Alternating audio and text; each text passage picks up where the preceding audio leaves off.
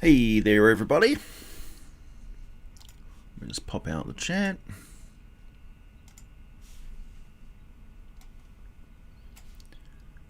And fix myself an adult beverage.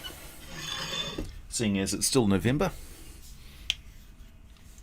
And it's time to talk about Wizards of the Coast. Again, drinking some Appleton's Estate signature rum with a bit of dry ginger ale. Oh.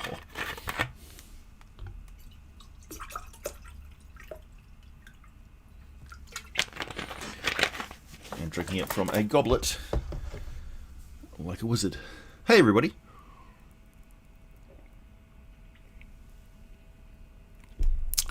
Hey, John. Hey, music and stuff. Moondog, Mr. L, Lysander, Grant Shelton, Robert, Moonring. So glad I got the video done for you, Moonring. Hey, Adrenith. Hey, Zachary. Hey, Kairos. Rich, DJ, Sky, Findantu, Corey, Friggin' Parko. Nice to see you, Aiden. So many regulars in here today. Yep, you're right on time, Corey. All hail Slanesh. Woohoo! It's going to be that kind of a day.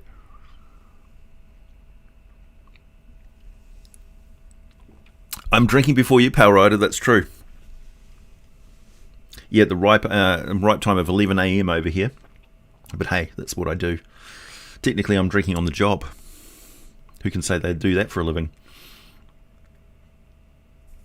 Well, as long as you can join me for a little while, James, that's great. Hey, Shem Yaza. The word is summer. It's summer over here. So I'm getting in before it gets too stinking hot. Well, it's not predicted to be a very hot day today. It's still going to be a scorcher.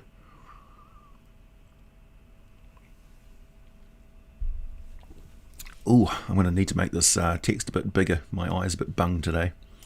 Got some pollen in my eyes. John says, from a moral standpoint, if someone creates a series of sapient robots for a specific goal and only the final one can do that goal, and they lock the 8 prototypes in the cellar in shutdown mode, unable to socialize or live, is that an immoral act? Yes, obviously it's an immoral act. It's an act of evil to suppress anyone of sapient intelligence. The question is whether they know that there's more to life than what they are experiencing, and that's the question of how can you generate sapience without a social structure that gives it that backing. We don't know what the creation of sapience would entail. Personally, I think it's more likely that we'll just copy the sapience from an orally intelligent being. Oh, interesting fun fact. Just recently, some researchers injected some human DNA into some marmoset embryos or something like that, and they greatly increased the brain capacity of those embryos, but they aborted them before they were born. But it was proof of concept that you can actually uplift other species with human intelligence DNA. The genes that code for making our brains huge are not unique. You can actually pass that on to other species. So for those of you who are looking for dog boys and intelligent cat girls and things like that, there's hope on the horizon, I suppose. Hey, Kick-Ass Duke, thank you. Sigh again with my session. I guess wish us luck because we got attacked and trying to enter a castle, so golems and ogres. Here we go. Have fun, everyone. Hey, have fun, dude. Thanks for stopping in. And Kick-Ass Duke has reminded us all that this is, in fact, a monetized live stream. It's one of the ways that I earn revenue and can continue doing this as a full-time job. So thank you everyone who contributes. It's greatly appreciated. Also, I'm kind of celebrating because I just hit 80,000 subscribers day before yesterday, or yesterday morning, very early in the morning. So that's quite a great milestone, and that 20,000 to go until 100,000, I think that's achievable by the end of next year.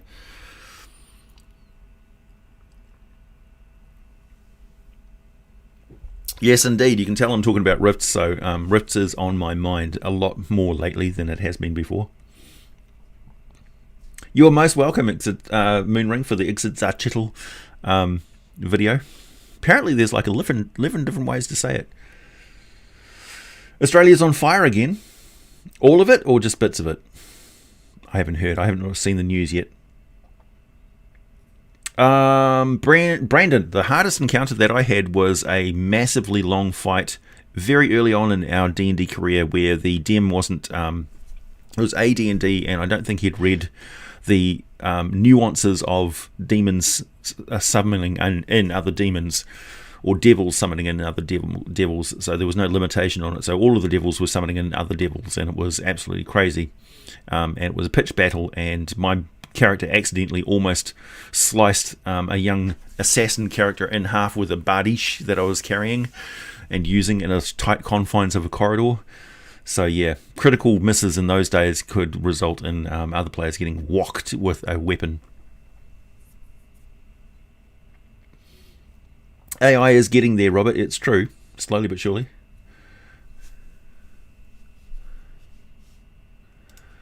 DJ, shout out to your wife, Chrissy. Hello, Chrissy.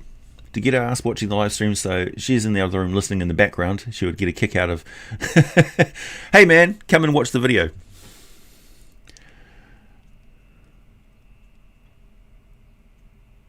So does that make Nora Wakeman from the old Nickelodeon show My Life as a Teenage Robot evil? Just asking because I binged that show over quarantine.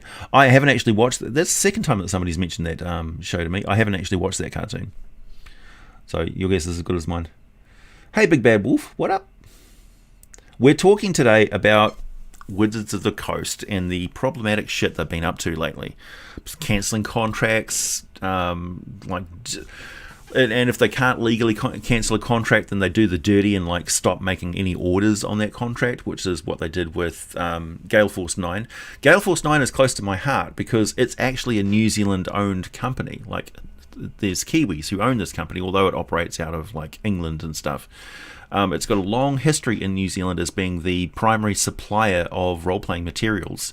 So when I was getting into the hobby, we were like glued to Gale Force 9 because without it there wouldn't be very many Kiwis who had any access to Dungeons and Dragons at all. Like we didn't have the luxury of having Amazon, all that sort of stuff back then to help us out.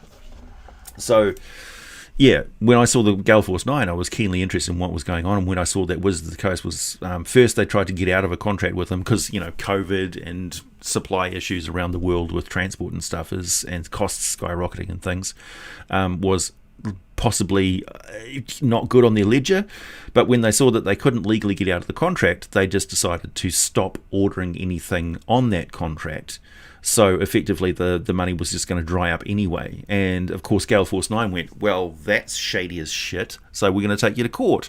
Not personal, it's just like business, but still it again points to Wizards of the Coast having very bad faith in their relationships with suppliers and contractors.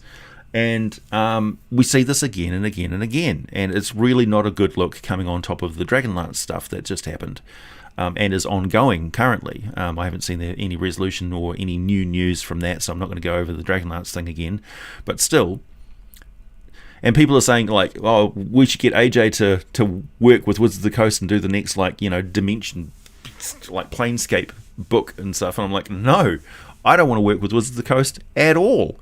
As far as I'm concerned, they're a shady as shit company that I don't want anything to deal with.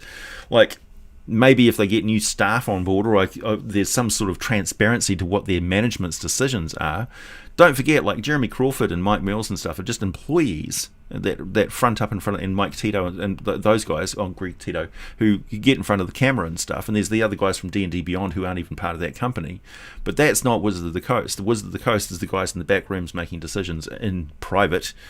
And who are handing down dictates to these guys who are front-facing us, telling us what they can and cannot talk about. And so they're the ones who are like sort of holding stuff back with this marketing method they've got of, tee-hee-hee, we've got this upcoming, maybe we'll give you a clue. That drives me crazy. So I'm not in a position as a channel to report on upcoming stuff or new stuff which is just released anyway, so it's kind of like not on my radar. I do watch other channels that do that, like Ted and Taryn and stuff, who report on stuff as it comes out, but I'm not like going to pick up the latest book and crack open the cover before anybody else. That's just not going to happen. I'm just geographically not suited to it, and my channel is an archive channel with information like an encyclopedia that you can go back and access. That's my whole business model, so to speak. So I'm not really beholden to Wizards of the Coast. I'm not really asking them for anything, and if they get any benefits out of my videos and the information that I spread, then it comes with a fair amount of critique from me as well that I don't hold back on, because I'm not under their thumb. They can't do anything to control me, so to speak. So yeah, that's my little rant on Wizards of the Coast. If anybody has anything to add, I'm all ears. Thanks, Comic Nut. Hey, AJ, my friend loved the latest vid. She's a cat person, and she says, hey.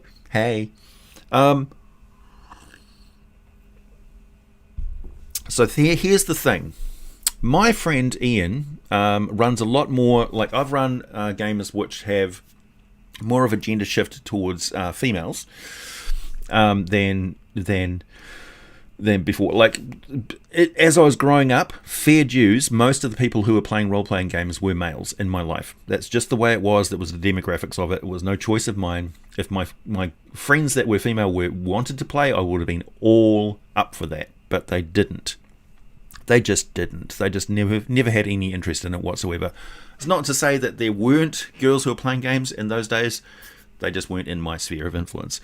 As I got older, and particularly in the last decade or so, it's shifted quite a lot, and it's become much more of an even footing in my gaming circles, girls and guys playing D&D or other role-playing games. And one of the things that I've noticed is that companion animals and familiars and NPCs that are basically cute critters are massively higher on their scale of importance in the game than with males. It's just a fact. In my friend Ian's game, he told me he was just visiting this weekend, which is why this live stream is a day later than normal. He said that they've currently got active in their campaign group 52 animal companions, familiars, or other creatures that is in their circle of care. And to motivate them to do anything in the game, all you got to do is like threaten one, or one goes wandering off, or somebody's nasty to one of their pets or familiars or whatever, and it motivates them instantaneously. So that's, yeah, very interesting. I think familiars and companion animals and stuff needs to get like massive amounts of attention from the hobby to increase female interest in the game. It's just a fact. So yeah, like it or lump it, it is what it is. Tressum Video, hugely popular, is taking off, and that's exactly why it's gotten some interest from the other half of the spectrum, which usually only 4% of them are interested in my video, and I'm expecting this one to sort of go just a little bit crazy, because yeah. And will I cater to making videos for women more than guys on my channel? Yeah, if I can. If they tell me what they want to see, I'll definitely do it. Otherwise, I'm resigned to making videos for like kitsune and catgirls and creepy weebs. Hey, Rational Redneck, thank you. Tressum Video, thanks for making my day. yeah, it was really fun making it, because I love cats. I absolutely love cats. So any opportunity to talk about cats was great. Seems like Wizards is following Disney's playbook. Yeah, well, you know, they're run by a big faceless corporation that also runs Magic the Gathering. So it's not like they had a squeaky clean record in the first place.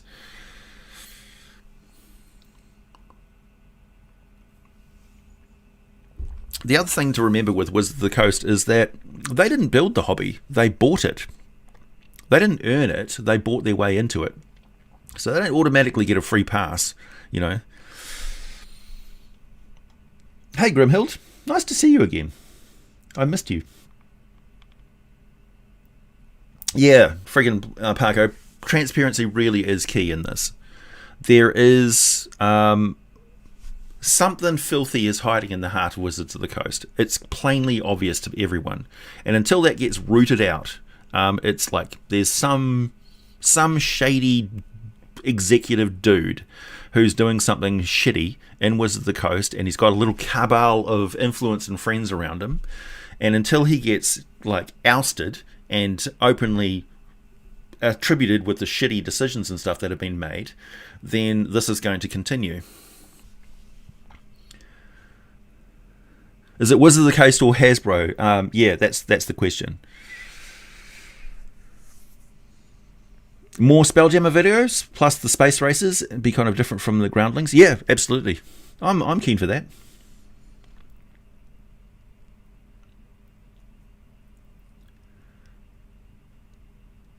Please don't do what, Donkeysaurus? Can't go camping without pets. One player had a baby gelatinous cube named Stuart. Last one I ran for her. Yeah, exactly. Yeah, you can turn pretty much any animal into like one of the more famous animal companions that we had in one of our campaigns was Cookie, the owlbear. Cookie took chunks out of all of us, but we didn't dare get rid of Cookie because it was Hildegard's companion. Hildegard was a wicked chain weapon fighter, spiked chain fighter, half orc, female.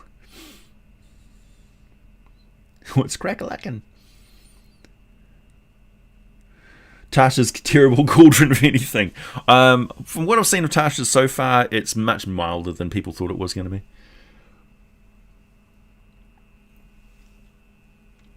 I'll make a Catgirl video. It's called a Tabaxi. Also tricky because there's a human tribe called Tabaxi as well. Asmodeus has taken over Wizards of the Coast and Hasbro. Possibly. Maybe he was always there. Hey Scorch, you missed me ranting about Wizards of the Coast and Hasbro. Well, Chris, there's a lot of Greyhawk-centric stuff in Tasha's Cauldron of Everything. Of course, Tasha is Igwilv and is, or was originally, a Greyhawk character. So is Mordenkainen. So Greyhawk is a part and parcel of 5th edition. It's ingrained into it. Do we need a specific sourcebook that updates Greyhawk? I ask you, what was wrong with original Greyhawk in the first place? Why do we need to advance timelines at all? Why don't we just keep on exploring a particular era in time? Like, Faerun at the moment in its timeline is poised on the next orc invasion of the southern lands, the rise of the giants and the dragons as the Dragon Rage mythal is gone and the ordning has been abolished. It's at a pivotal time, and I ask you, if we come up with another edition and Wizards of the Coast does the standard playbook thing that they've been doing and advance the timeline by a century, it's going to throw everything into question. And and so I wonder whether they would throw out all of the lore in the first place, just say, like, we're just going to make up our own world setting or something, which I would be okay with. Leave Faerun as it is. It's perfectly fine. There's plenty to explore yet, and it's been years that we've been in Faerun. Your friend played a shifter as a cat girl. Yeah, well, why not? If we want to make a cat boy, make a Tibbet video. I'll have to look that up.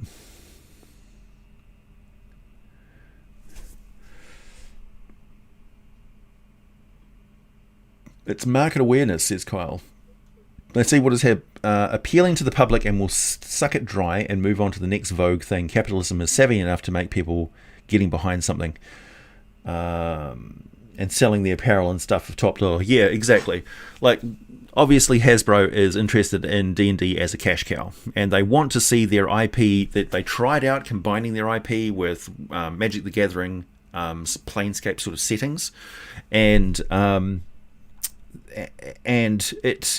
it's tricky because it's an entirely different multiverse with different rules. The magic system is different.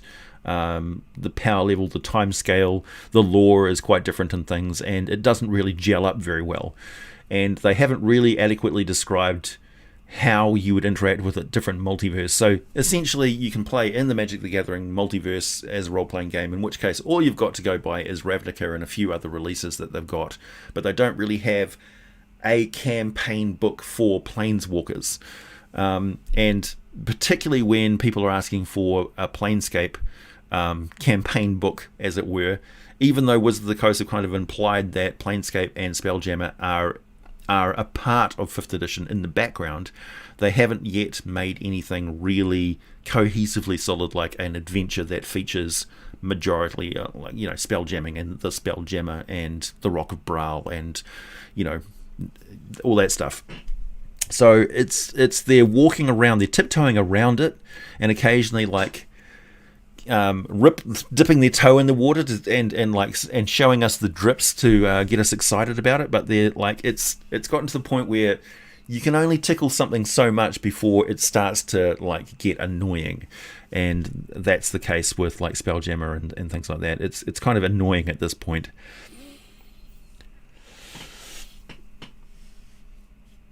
I've heard of a connection between Baphomet and giants. Have you mentioned in a video yet? I've talked about Baphomet and Minotaurs, but I haven't talked about Baphomet and giants in general. No. Thanks, Mario, by the way. Thanks, Morgan. I want to pet Zerg. Yeah, I want to pet Genestealer. John Calder, I always found Grumsh to be justified in his grudge against Corellin and the elves, as Corellin doomed the Orcs to have no lands to their own due to not liking Grumsh's ugliness. Yeah, don't forget that mythology is not the same as reality. And obviously the Orcs came through a gateway from 6 different worlds that they occupy. And I have more information on that, which has come to light thanks to Eric Boyd's chat. And I can tell you about the Orc Home Worlds and stuff like that, and some very interesting stuff. So interesting, in fact, that I'm running a campaign which features it every second Thursday. Catboy and Catgirl equals Wemmick. Yep. Yeah, Icewind Dale's got a Spelljammer thing. That's true. I remember we were all excited before the Chult supplement came out, and there like some crash landed ship, and there were like rumors that it might be a Spelljammer ship, but no, it wasn't.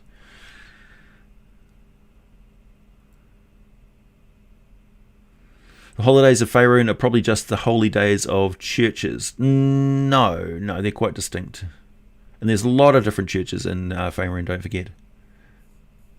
An awakened Spelljamming helm familiar. If you wanted to run a like Knight Rider type game. And Greyhawk was the half demon son of who, like Vecna? Oh yeah. I think I've talked about it in a previous video too. Hey, thanks to Wall. I prefer to have timelines move forward through literature. Have a story with a new character who discovers growing numbers of dragons and a portal of invading giants during their own little adventure. That type of thing. Yeah, me too. Like organically, not just assign a century forward and then expect everyone to catch up. Essentially, they just cut the writers out of the loop. All the characters and storylines that they had were suddenly a century ago. And Ed Greenwood and Rob Salvatore said it was a bit heartbreaking when they did that, because they had alternative options that they could have presented Wizards of the Coast, but it just didn't happen.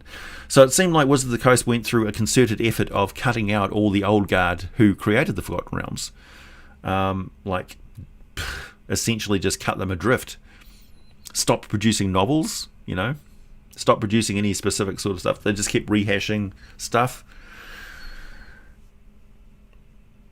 Space Orc. Pigs in space. Actually, the Scrow are the orcs in space. 200 viewers. No, I'm only showing 99 on my concurrent viewers chart.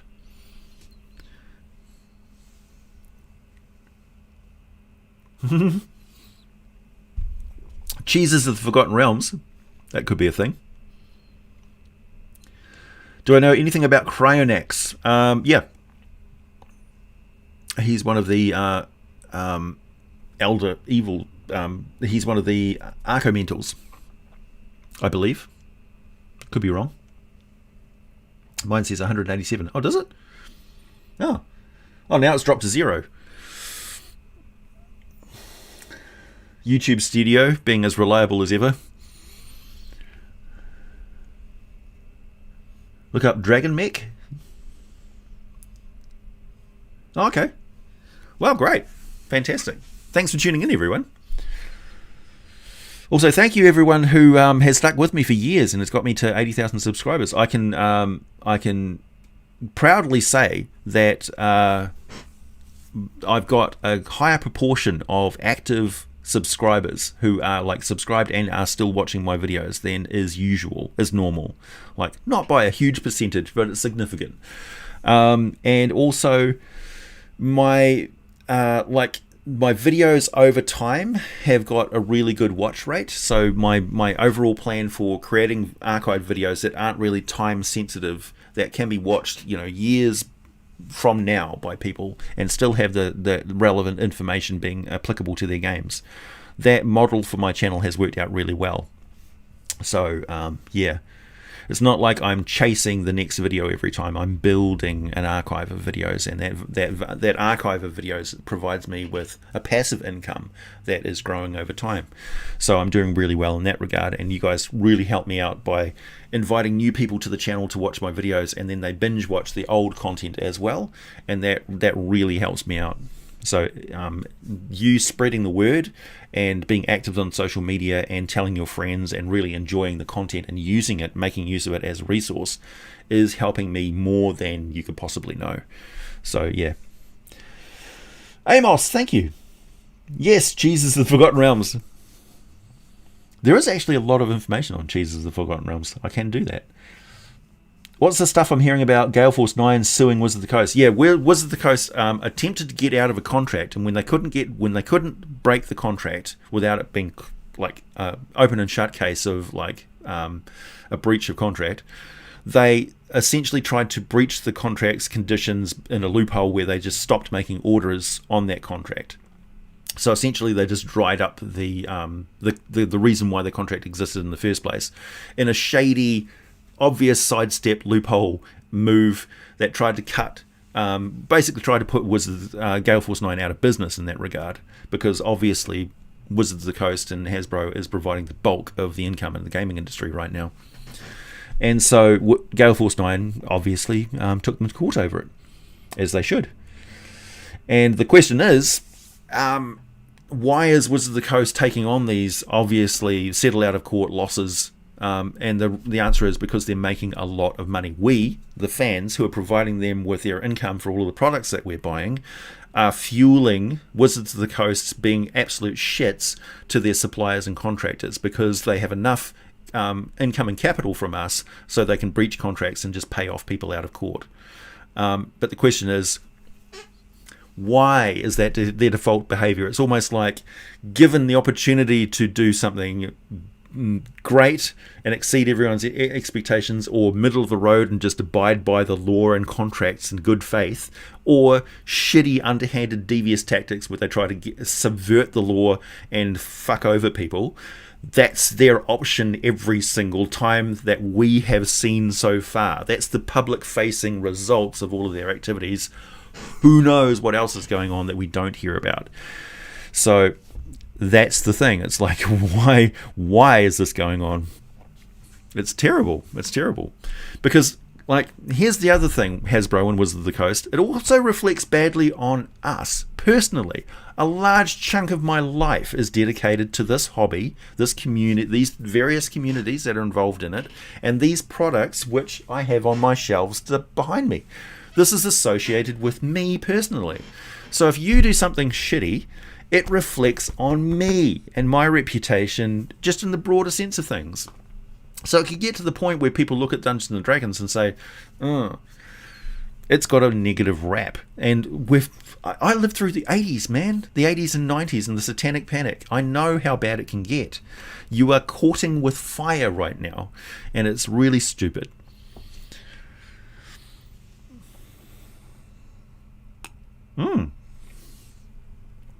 Thanks to all. The idea for a new type of dragon, the Neutronium dragon.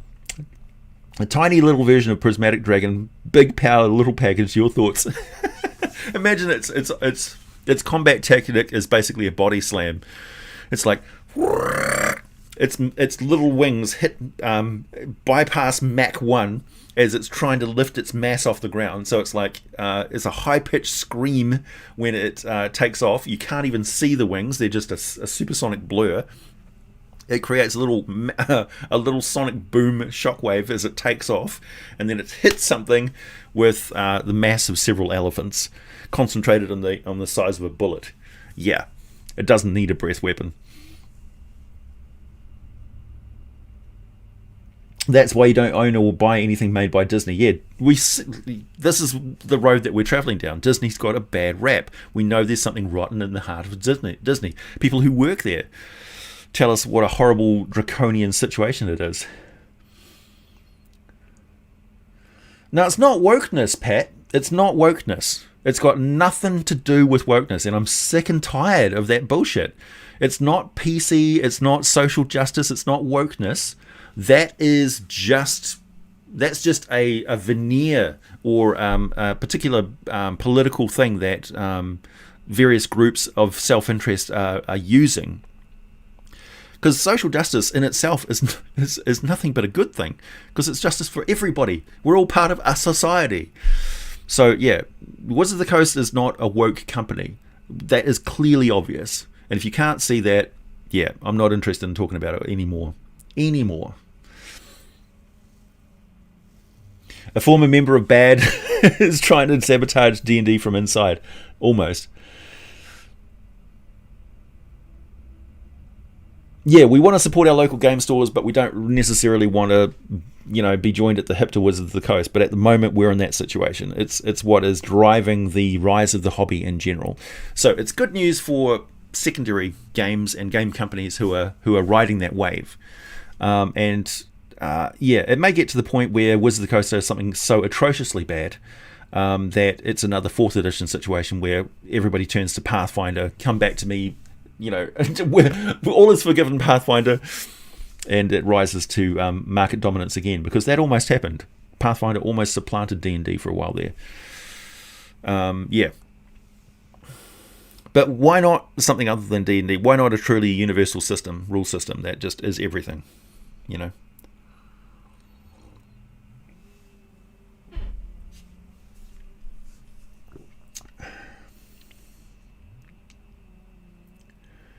Have I seen the campaign setting Yui Cube put out on Kickstarter? Closing in on 100k already. See, this is what I'm talking about. The gaming industry at the moment is going it's going absolutely crazy.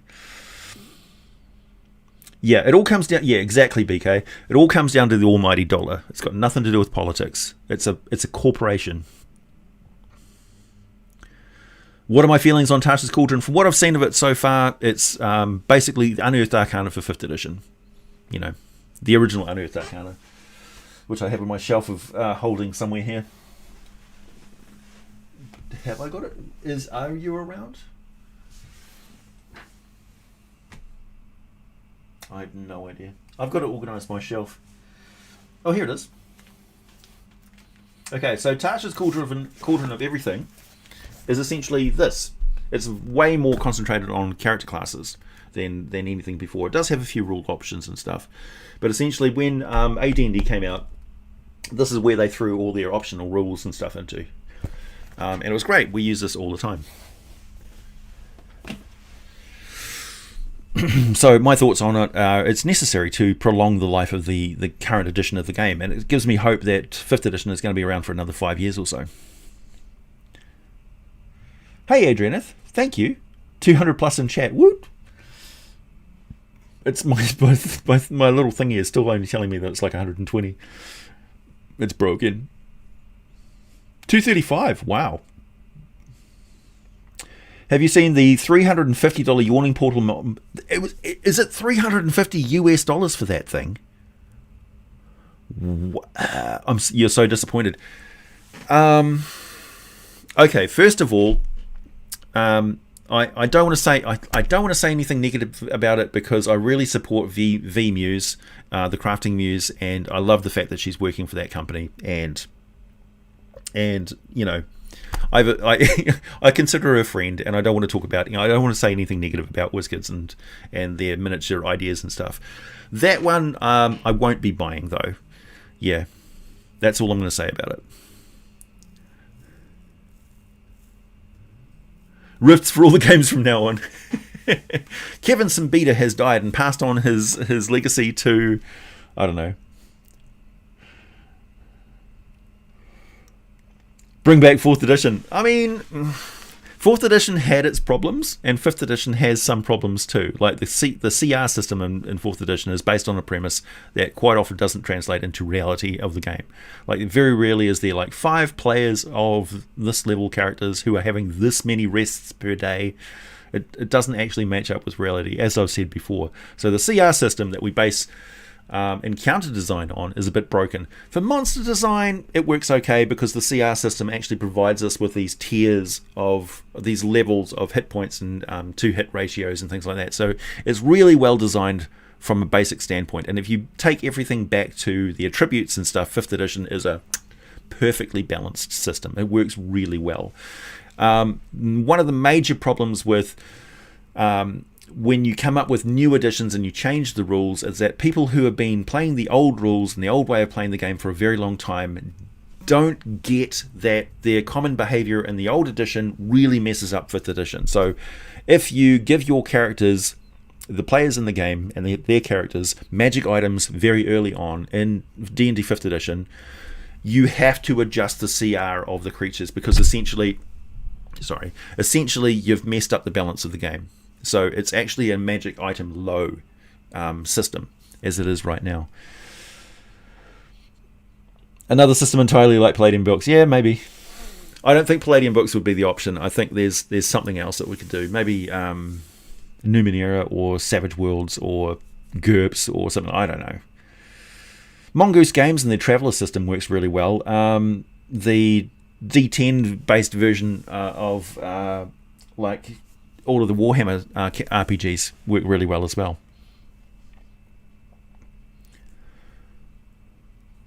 Yeah, it's fine to disagree, Pat. I totally agree.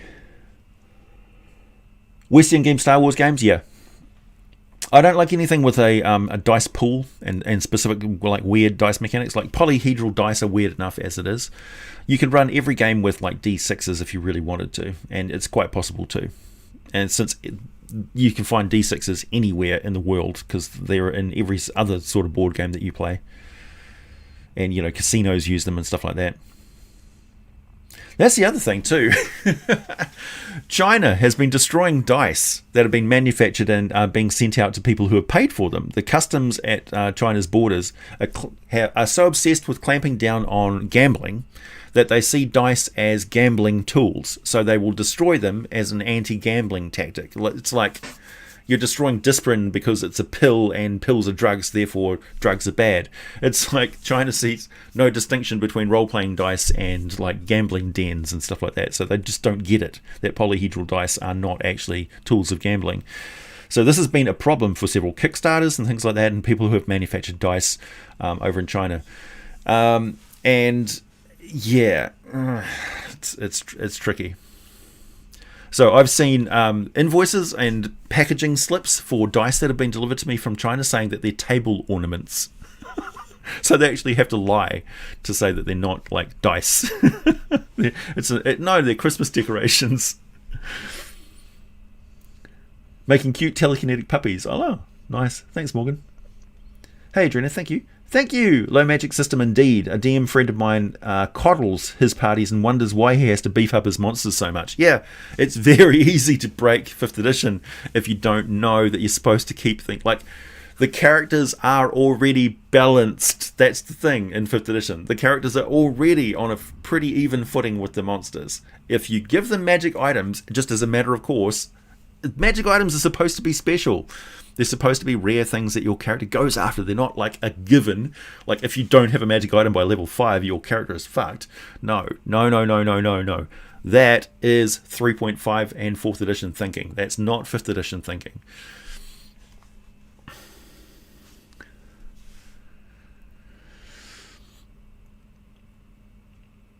John, no, I don't accept that. China is a fantastic place, and the people who live there fucking love it. They love their country.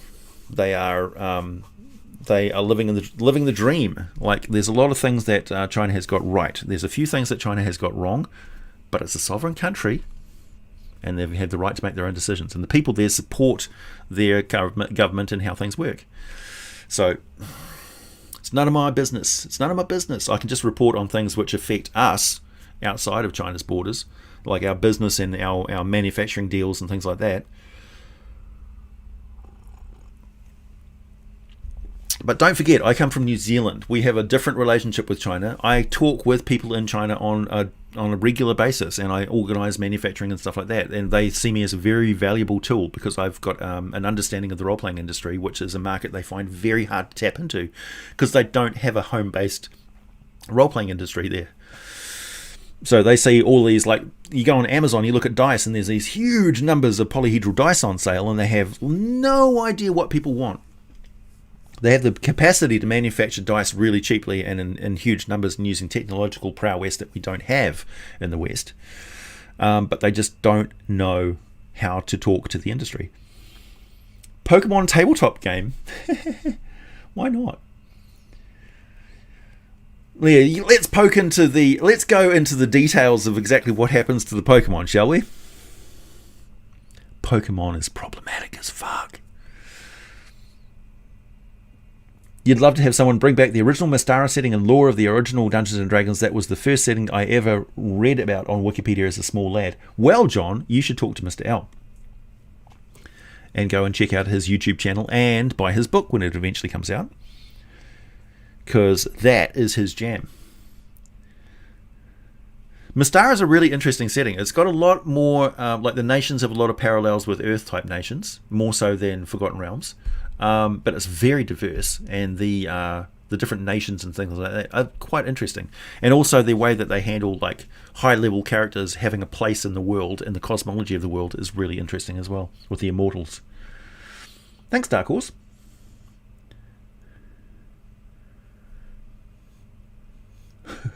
You learned that the hard way when one of my players turned a desert temple into a water temple. Exactly, Mimi. You visited China last year in 2019 and the people there seemed just fine. Yep, exactly. Don't forget that for the last 6,000 years, China was involved in various wars between different campaigning despots who, you know, took over large sections and stuff, and then eventually it came under the control of one body, you know. So theirs is a united state, just like the United States of America. Like their federal control is their government, their communist government, so to speak. So when you scratch the surface, there's a lot of similarities. From an outside perspective, I'm saying. Like, it's not my place to say anybody should run their country any particular way. I'm happy with the way my country is run, obviously. But, yeah. Oh, yep. Matt Kelville shirt. Yeah, thank you very much. Supporter of the Kickstarter.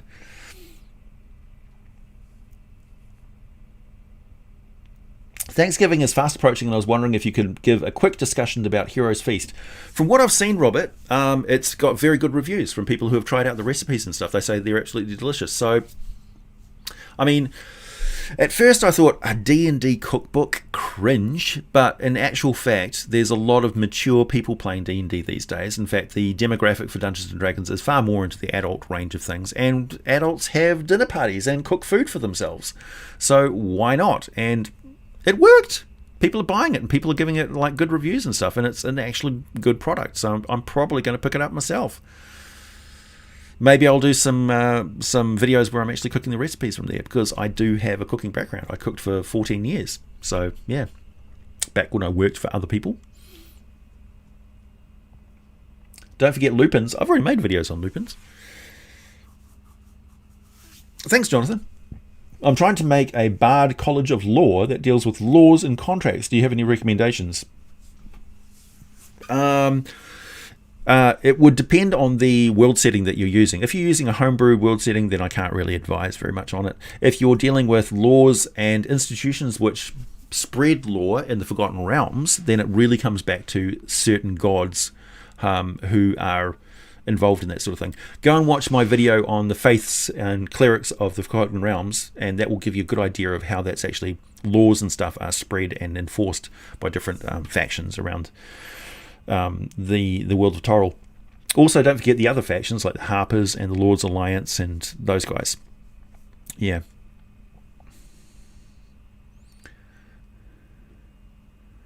Mystara Immortals, exactly. China has only existed 70 plus years. The real China is Taiwan. Thanks for getting me shut down. No, yeah. As a Kiwi, I support the people's sovereignty and running their country how they want. China has kind of been rattling its sabers around the Five Eyes Network and the Western Alliance, as you could call it, and they've sort of woken up to how powerful that alliance actually is. That it's not really implied; it is actually real, and that's got to do with the Huawei phone incident. I'm not going to go into it. If you want to read about it, go and look at Wiki. Thanks to all. Yes, but Betesso, I am from New Zealand. New Zealand? If I was from Australia, I'd extend all of my vowels a bit more and add an A onto everything because it's just better. No, I'm not an Australian. We need Dark Sun and Spelljammer. You've got Dark Sun. You've got several campaign books. For 4th edition came up with the last campaign book for Dark Sun, so it hasn't changed that much, really. You got everything that you need to run Spelljammer and Dark Sun right now. Honestly, I could run Dark Sun tomorrow. I could run Spelljammer tomorrow. I've got everything that I need to run it in the books right now. Thanks to all. Those cookbook recipes require more alcohol-based beverages. It's a magical medieval type setting. They would be a part of most meals. Yeah, probably. And also spices were very, very difficult to get back in the day.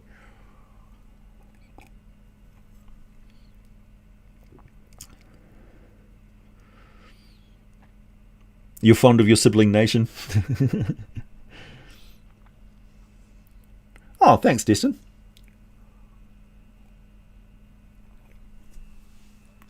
We don't extend vowels that much. No, I'm just exaggerating it for the Americans. I thought that idea that Australians love to live in their vowels is actually quite accurate. It's quite good. Nah. Like, here's a Kiwi hitting their thumb. Ow. Here's an Australian hitting their thumb. Ow-wah. Tell me that's not true. Ooh-wah. Leave Dark Sun alone. Yeah, exactly, Chris. Dark Sun doesn't need changing. It doesn't need an update. Don't touch it. Yeah, because they're going to change a lot of stuff in Dark Sun. Oh, slavery. No. That that didn't happen. Oh, I missed your super chat. Sorry. Where is it? There it is. Can we get homebrew turkey monster? I'm gonna level with you. I don't think Thanksgiving should happen this year. In all seriousness, stay home, people. Don't go and gather with your families when there's a pandemic going on. It's just not a good idea. So no, I'm not going to support Thanksgiving this year. I don't think you should put it on hold this year, people. Seriously, I don't want you to get hurt.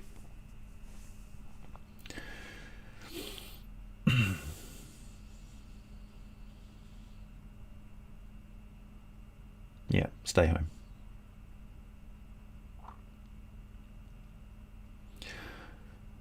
Sorry for the dramatic change in mood, but I see those figures and facts and figures and all the people who are dying from this, and it breaks my heart. It really does. DeWall, Taiwan is not China. It's its own sovereign country. Just ask any citizen of Taiwan and they will tell you so. Yeah. Your opinion about D&D? Thanks, William. Planeswalkers be able to plane shift and or only planeswalk from one planet to another? No, I think they should be able to go anywhere. Yeah, pretty much as they are. I think they're perfectly fine as they are. They have a demigod-like status. They've got spells and abilities that block their abilities. That's canon as well. So, there's countermeasures to planeswalkers. Poltergeist. Poltergeist. I like it.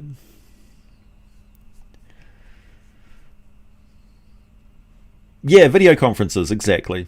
I mean, look at it this way. You get into a family argument, somebody says something you really don't, you can just mute them.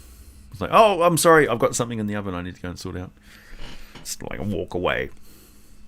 Oh, yeah, breaking up, sorry. Turn your internet off.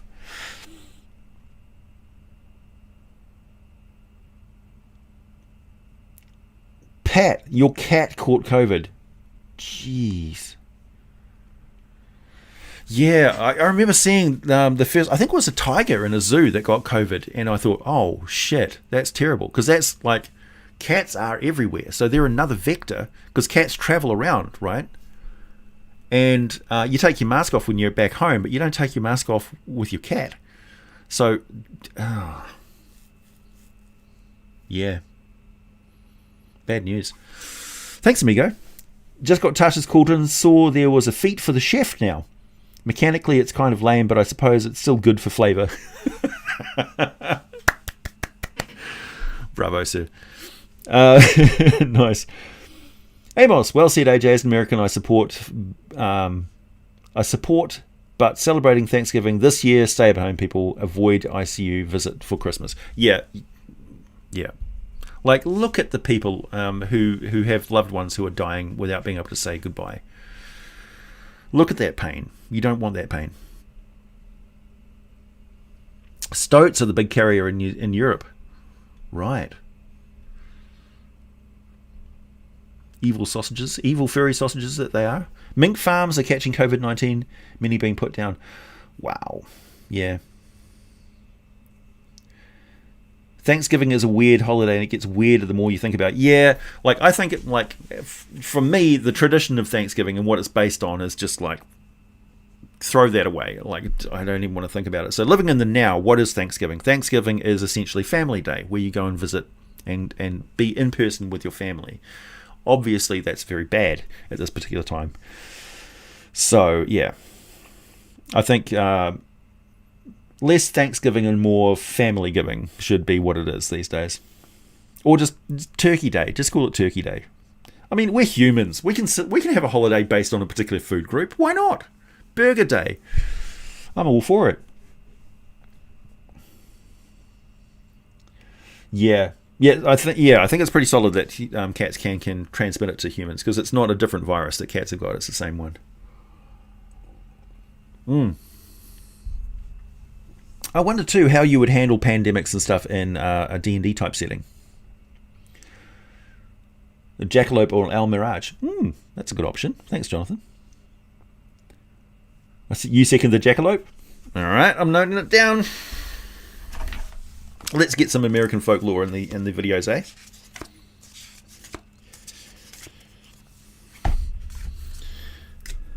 Cross out Tresson. I'm on track for all of my planned videos for this month. Jackalope. So that looks like it's going to be December, January maybe. Or something. I don't know. I make no option. Ash Wednesday. All the holidays in the US are an excuse to overeat. Yeah, it's the same everywhere, man. Essentially, Christmas at my house is just a feast. Everybody gets a favourite meal that we get to add to the pot of the feast table, and we invite people that we know or people who don't have family of their own to our table, and we feast. And we sleep, and we feast again. Basically, it's one big sit-down meal at midday. And don't forget, it's the middle of summer here too, so people just are not hungry. It's so hot all the time. So, yeah. So we sit down and we feast, and then for the rest of the day, everybody's just sitting, watching TV and snoozing, drinking whatever they'd like to drink, and then everybody just gets up and has whatever food they want. Nobody judges anybody. It's just like, there's just so much food to eat. Please go and eat some more food. And so you just get a little bowl of this, a little bowl of that. All the chocolate eclairs are gone. Oh, good. Cackle fever sounds obviously horrifying.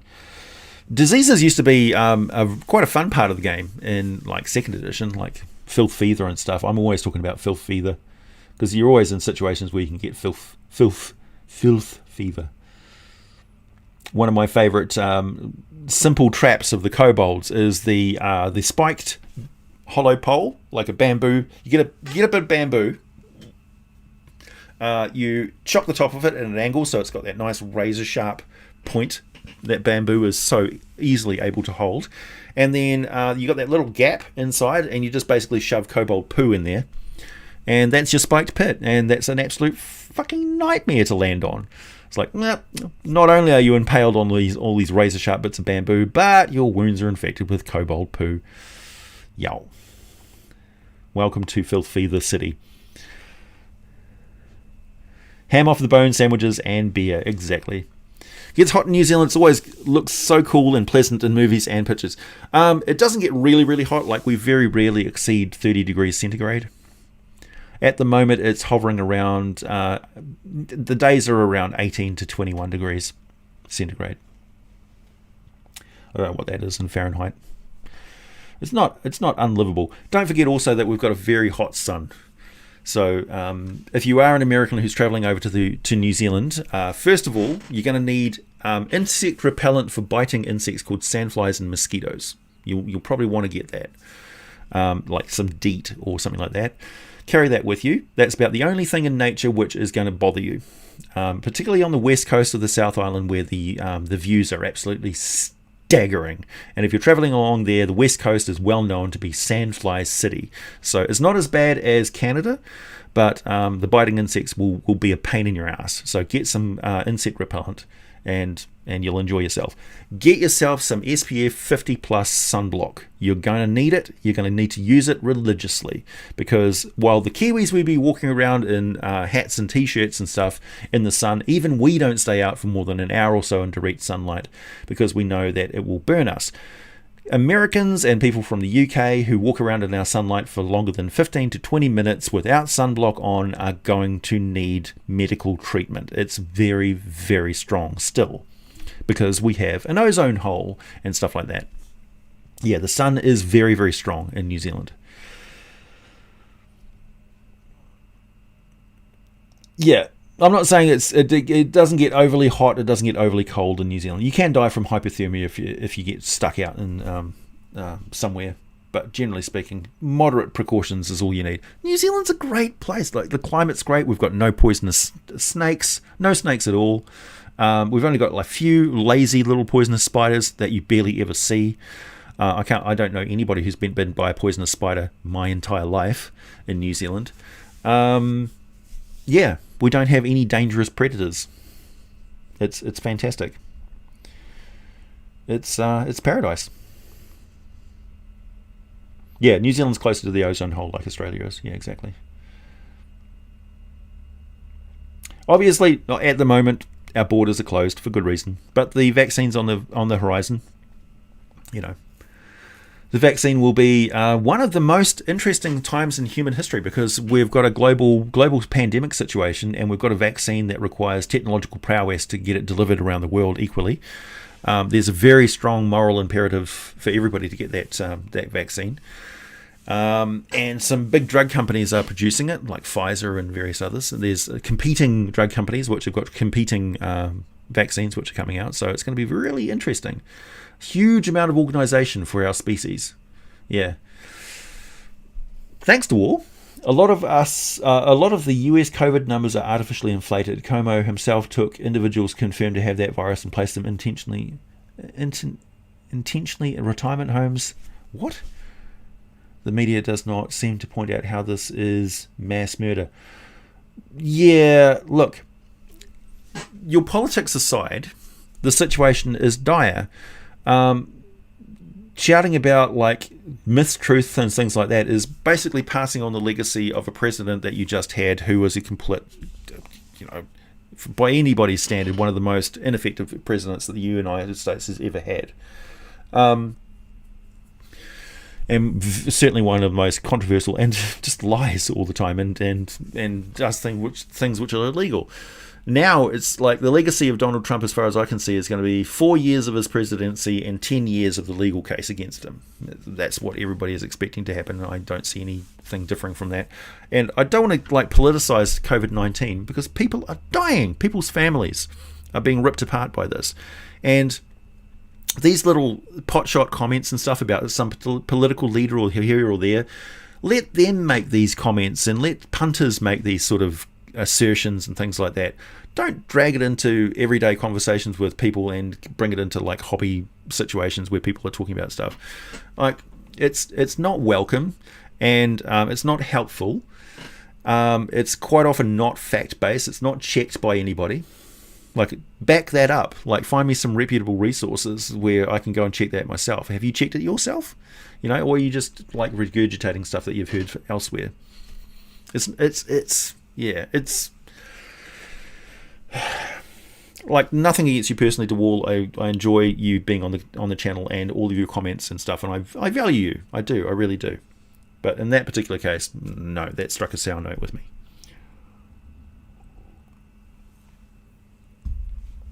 Adrenith, thank you. Favorite Rifts magical item?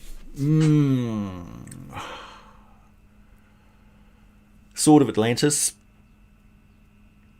Yeah, probably have to be Sword of Atlantis. Like, Rifts Atlantis was full of juicy stuff for me.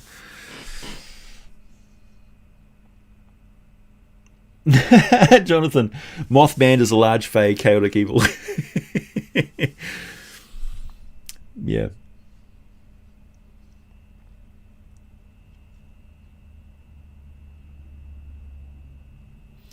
Have I heard of the entity that which endures in D&D? Doesn't ring a bell. I don't know. Yeah, exactly, Rational Redneck. We come here to get away from politics. Ooh, T-Trop.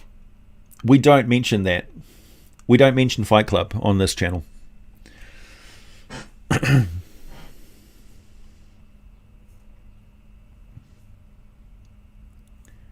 Being in the army makes you immune.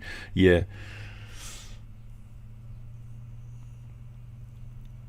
It would be cool to have a monster manual of cryptids, because there's so many, like the Philippines, for instance, is chock full of really juicy traditional mythology cryptids. Yeah, for sure. What about the zombie sheep from New Zealand? What if, say, a European sheep got bitten by New Zealand sheep and we get the zombie apocalypse? What zombie sheep are you talking about? Good grief.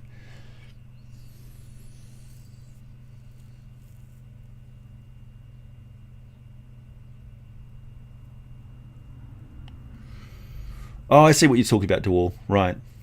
Yeah, fair call. So when I say the numbers are artificially inflated, I don't mean that they are not real. I mean there are more deaths than there should have been. Well, there's more deaths than there should have been because of the situation that was leading up to it. Yeah. But, I mean, hindsight is 2020. This area of our history will be picked apart for centuries. We're living through it. Yeah, we don't talk about Fight Club. What's Rifts Atlantis like? It's kind of interesting. It's been like it's returned from an interdimensional place. It's not like so much risen from the sea. It's returned from an interdimensional limbo, kind of like a beer and Toril merged for a time there, so the sea changed its position because all of a sudden there was a massive landmass there.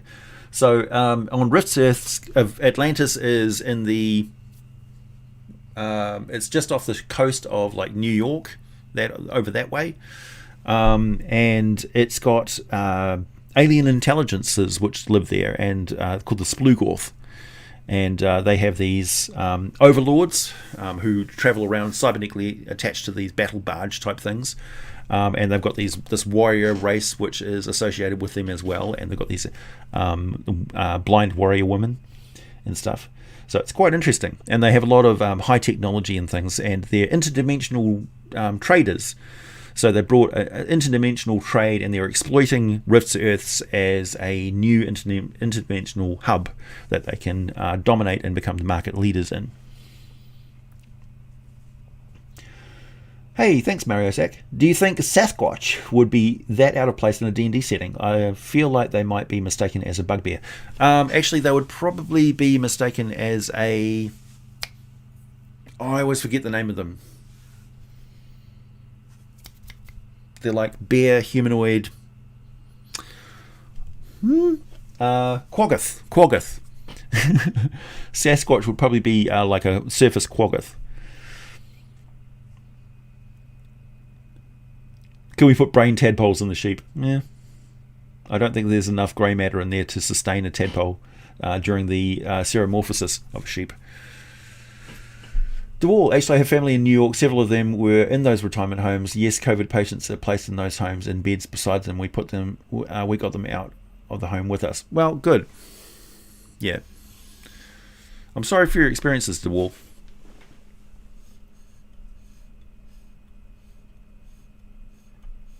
Well, there is a soft rule of no politics and no religion, but, you know, I am drinking.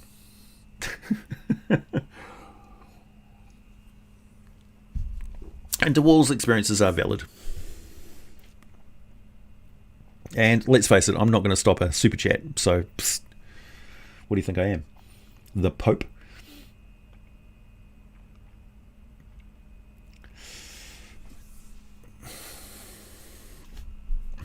The opinions of AJ are absolutely a reflection of the opinions of the channel, because the channel is AJ, and I do what I want. Ultraman versus Zone Fighter. Wow, we're really getting far away from D&D now. Okay, let's say you were running a Rifts game, and there was some invading space force that arrived, like the Robotech situation happened. Like the mechanoids came back to Rift's Earths and were trying to invade and take over the place. And they used biological warfare.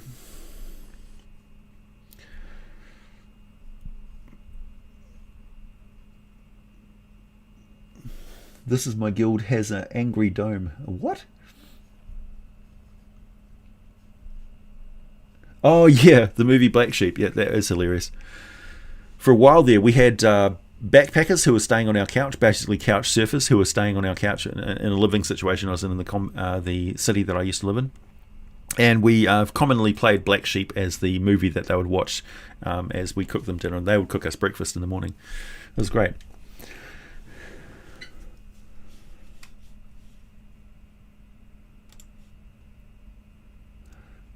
A denatured? What? Are you a video gamer? I'm watching. I'm super excited for Cyberpunk 2077, and I was wondering if you've ever played the Cyberpunk RPG. No, I haven't, and no, I can't really. Like, I've played video games my entire life, as is common with most of my generation, because we're the first wave, right? We're the ones who were around when these games were invented. And it's amazing what video games can do these days. There's also a stark lack of innovation in video games these days. That's kind of like, it's just like, just rehash the same thing over and over and over again. Like, for goodness sakes, how many football games do you need? Wrestling games have always been pretty boring. There's things for everybody, though. I like various types of different games. At the moment, I've been playing No Man's Sky for like hours and hours and hours and hours, because I like that sort of thing. It's like my version of Minecraft. It's bleh. But no, I wouldn't call myself an avid gamer. Yeah, it's not a part of my lexicon. I don't sit and talk about video games with my friends. I just don't. Alucard, of course. Sup, Jam the Ooze? You're here late. We're just about to end. Why does Cryonax want to make ice the fifth element? Because he would dominate, obviously. Is this your new thing, Moonring? Is that your new obsession? You're gonna talk about Cryonax until I make a video about it? Because it's not next year yet. You have to wait until 2021 until you can request another video. It's not that long to go. Thanks, Bilbo. Fancy meeting you here, sir. AJ, do you have any online D&D resources you could recommend, like websites for campaign design tools, manuals that are in easy digital format? Generally, when I find something really interesting, I put it on the community chat, and I think maybe at the end of this year I should make an archive of all those things that I've recommended. There's my policy on my channel has always been I only recommend things that I personally use. So while World Builder and that sort of, and like online stuff like Roll20 or Fantasy Grounds and things like that are viable and people use them all the time, I might not talk about them because I just don't use them. It doesn't mean that they're not good and not useful for you. It's just I only talk from personal experience and things that I know what I'm talking about, generally speaking. When it comes to products and stuff that people are going to be spending money on, I take that quite seriously. I take it as a responsibility. It's my ethics. So when I find stuff which I find useful, which has a specific niche, particularly free things which are really useful and have a place, there's a niche for simpler tabletop RPG tools on the online, because not everybody wants to spend money on Roll20 or Fantasy Grounds. Sometimes a free option with less of those features is actually better, because people just want the basic use of those things for displaying stuff in a reliable fashion. Which Alucard is the real question. Thanks, Tony. Here in Grand Forks, ND. What's ND? Nebraska? I don't know what the state's initials are. I don't know. I love using the Super Fungus as a controller agent in my campaigns. So versatile. Also working a couple of fun dice bags. Can I send you one? You can. Don't forget, it's really, really hard to send stuff overseas right now. But yeah, just email me or contact me on Facebook or anything you want, and I'll give you my details. Denatured or damaged or weak, Baldur's Gate has made failed Ceramorphs a thing. Yeah, that's true.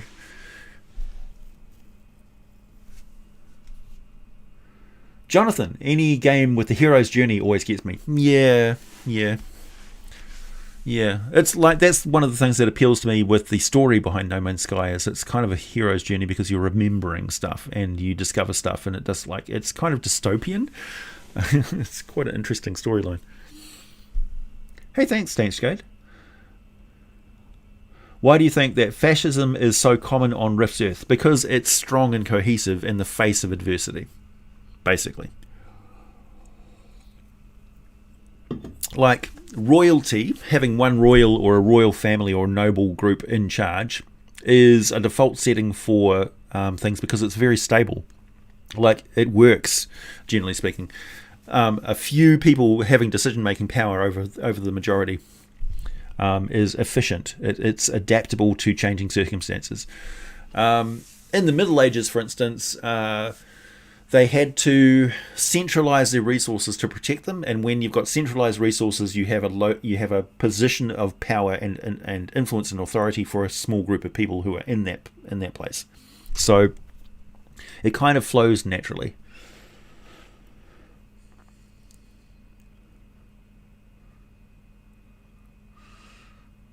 You hear that Cyberpunk is going to be super, super innovative. The trailers are insane. Yeah, well, if anything, we've learned not to buy into the hype of things and never buy a game before it's fully released. That's why I'm not playing Baldur's Gate 3 at the moment, because it's not in full release yet.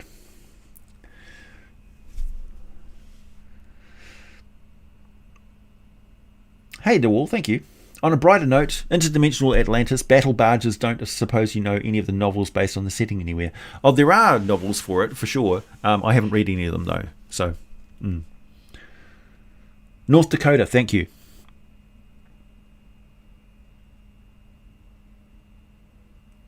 What's my opinion on the Citadel Red Orcs compared to modern era Games Workshop Orcs?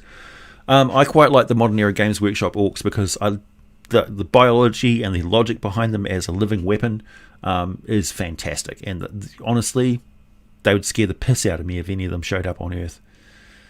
I'd be like, game over, man. Scorched Earth is the only way to deal with them.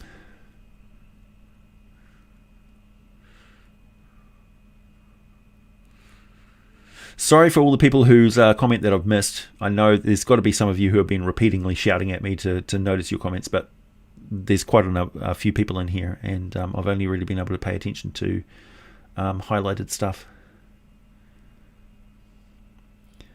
I'd love it if you'd be able to completely convert yourself into a robot in Cyberpunk. Yeah. It's that old transporter question, the Star Trek transporter question, which is, if you get transported, have you died, and is there now a clone copy of your corpse walking around thinking that it's you? The answer, of course, is yes. So if you get turned into a robot, are you now dead? And is that just like a copy of you? Or is it the real you? I think it comes down to a matter of perspective. If you transition from one form to another without any sort of gap in between time, you would have that continuity of experience. So from your perspective, you would just flip a switch and be a robot now. There's no difference there. It would be tricky if you flick the switch and the robot turned on with all of your personality and everything, and you felt completely real, and then you look around and there's a screaming human old version of you going, "Don't kill me, don't!" Ah! And then you'd think, I just died? The real me just died? Same thing with transporters. Would I get on a transporter? Yeah, probably. But I can't see how anybody who believes in like a soul would get on a transporter, because you die. Your body gets ripped apart. It gets turned into protoplasmic energy. Zip. You're gone. You're disintegrated. That's the very idea of a transporter. So, yeah. Philosophically, also there's the situations in Star Trek where somebody got duplicated or sent to an alternate universe or something like that. Like the two versions of a person. There's nothing stopping somebody with sufficient power of a transporter system to duplicate you perfectly over and over and over again. Pop you out like a toaster.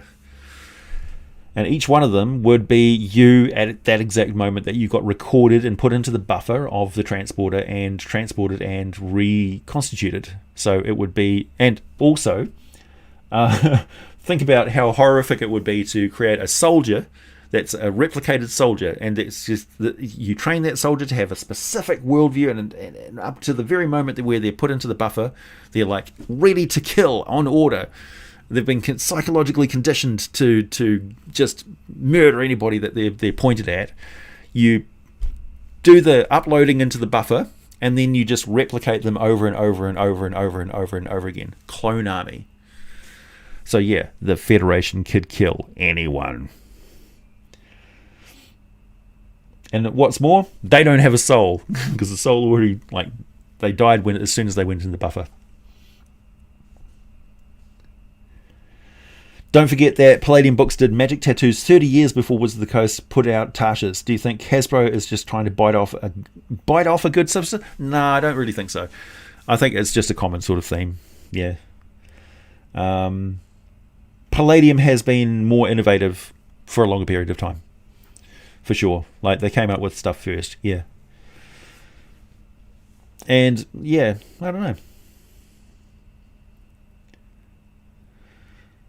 Grimhild, so souls can be duplicated, or are they quantumly entangled to our sense of self? That's just all they are. Yeah.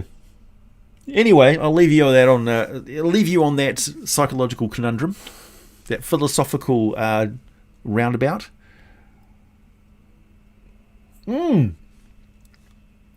Flesh to stone. Yeah, good one. It's like, what happens to your soul when it gets turned into stone? Are you stuck in a stone body? It's like, how does your soul know that it's not dead? It's like, well, apparently I'm made out of stone now. I guess I'm going off to the afterlife. He's like waiting in the fugue plane. I mean, I have to stay here until I either get smashed or I get turned back to flesh. Yep, sorry, says Calimbor. Centuries later. All right. Catch you later, everyone. Thanks for joining me. It's been a great live stream. I really enjoyed it. I'm going to go and turn on all the fans and the air conditioning in my house and have some food and probably a few more drinks. Thanks for 80,000 subscribers. Happy gaming. Wear your geek with pride.